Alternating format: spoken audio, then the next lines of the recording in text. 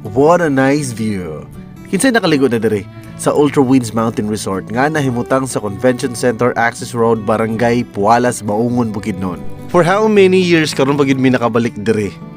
So mauna ni siya ang update karon compare sa una. Tara uban ni sa mi, maligo ta.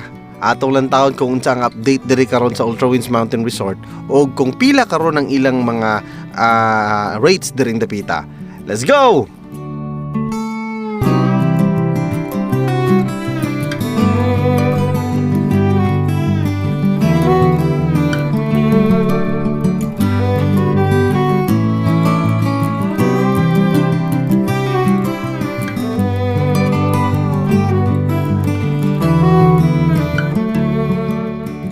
Oh, di ba? Lami kaayo, no? Labi na kauban nimo imong family, ang imong loved ones.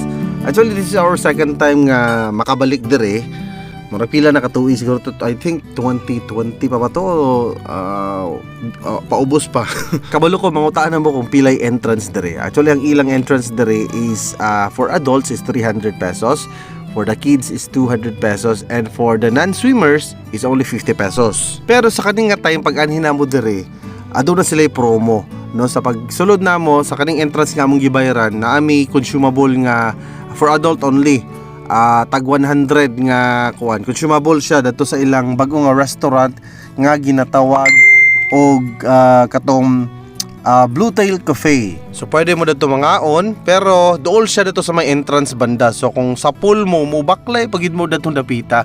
Pero at least kuan pod siya kana lami pod lang mga foods dito.